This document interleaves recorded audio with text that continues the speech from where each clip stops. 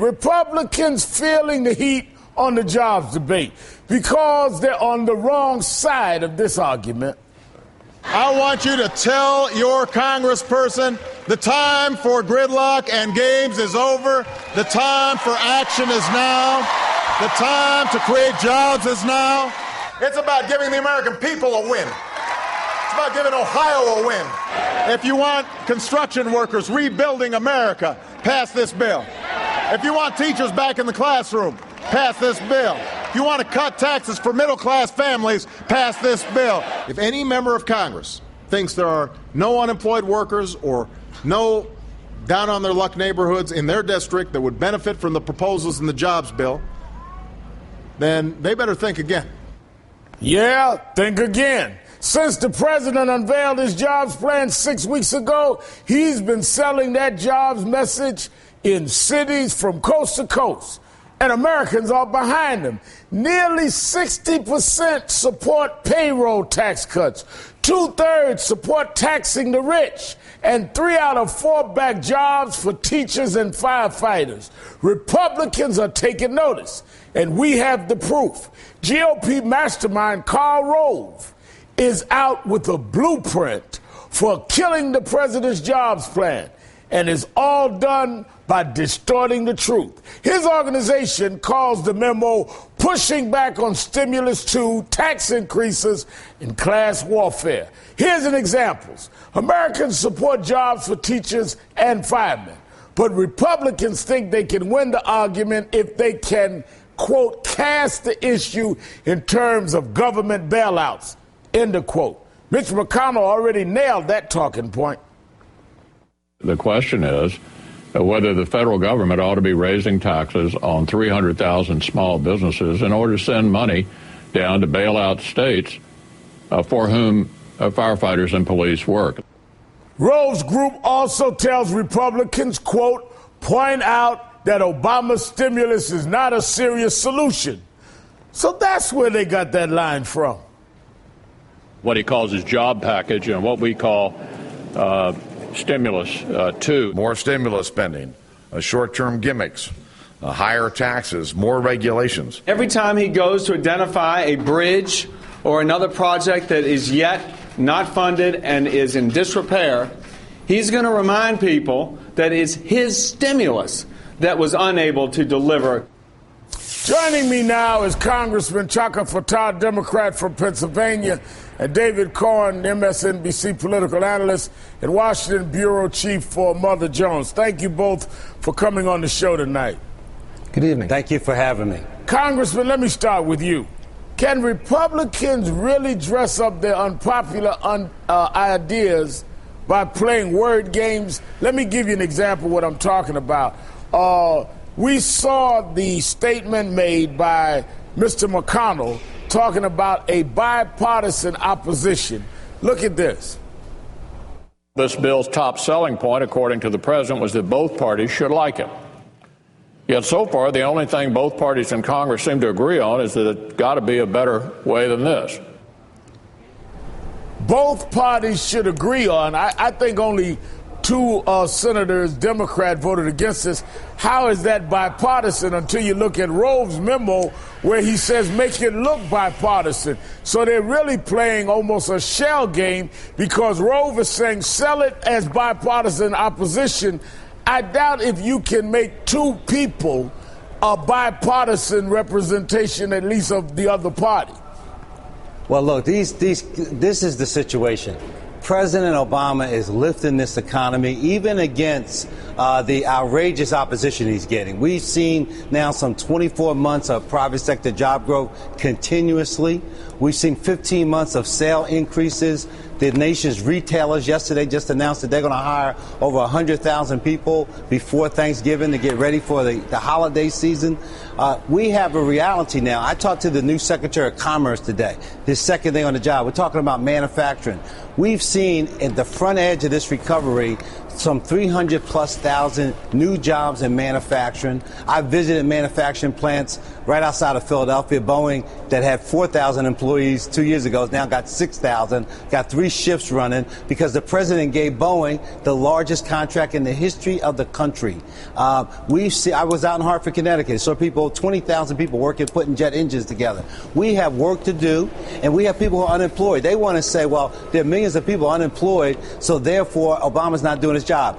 Reverend, let's poll those people who are unemployed. Do they want to vote for the party that's voted against them having unemployment benefits, voted against help the state so that they don't lose their homes, voted against health care extension under the Well, that's Cobra law? going to be the question, Congressman. But, David, is it not unwise to underestimate the Republicans?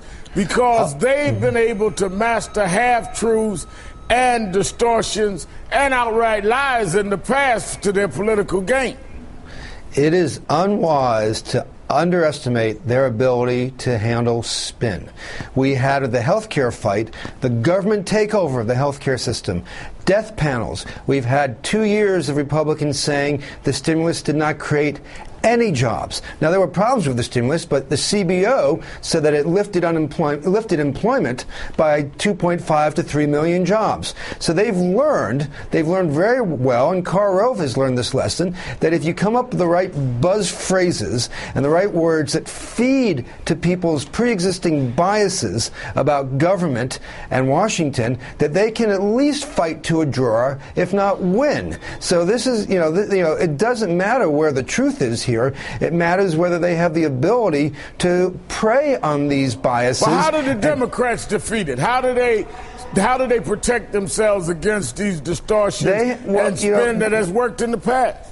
The way you do this, and the congressman can tell you, is you just have to be forceful again and again, and you have to be direct. Remember when the Clinton administration started the war room? So as soon as they come out with these memos and talking points that are wrong or that play with the truth or that are fabrications, you got to cut them off at the knees right away. And that's really the president's job more than anyone else, because he has the bully pulpit. And he has to really, he has to campaign not just against the do-nothing Congress.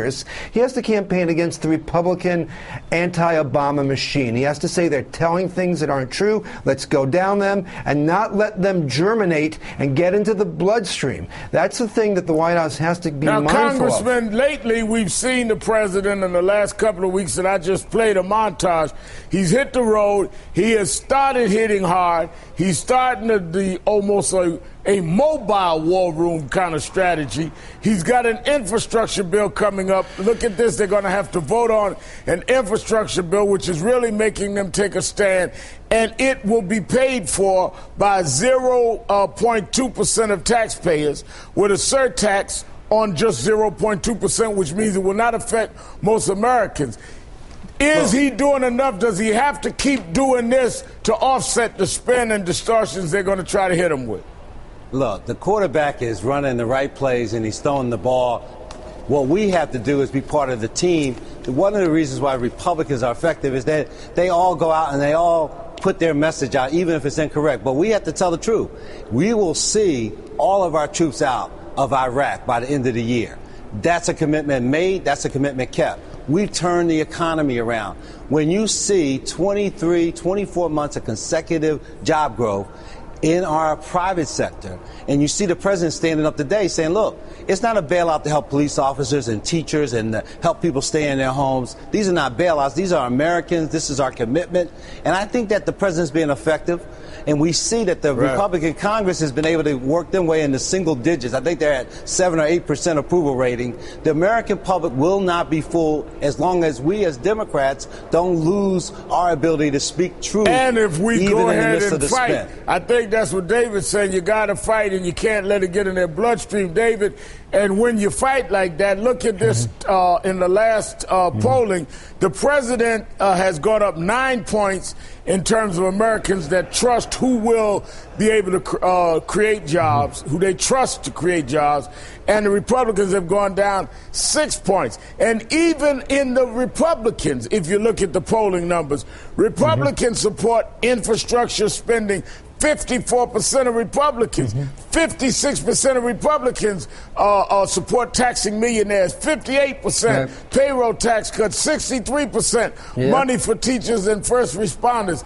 It's the Democrats and the presidents to lose, but you can get bluffed out of it if you allow them to spin it and let it get inside people's systems before you fight back.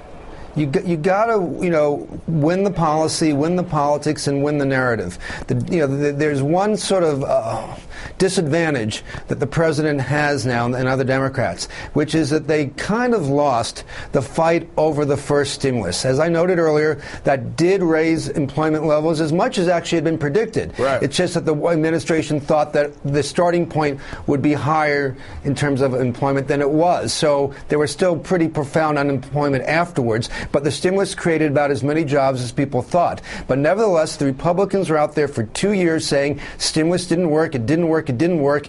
And the administration and other Democrats were not able to win that fight. So now it's the Republican play is to try to make this sound like the second stimulus. So they're going to have to really work hard to beat that back. Let me just say this, David. When Muhammad Ali was up on the ropes, they were saying he was taking a lot of hits. But the truth of the matter is that this will be the only president in our lifetime. He'll be able to go to every corner of this country and point to actual projects, actual people who went to work, things got done. In Philadelphia alone, our transit system has done $200 million in projects. But we've got to get that out there, and that's the point. I don't deny I got to go, Congressman Chaka Fattah, David Corn. I have to keep it moving, but thank both of you for joining me this evening.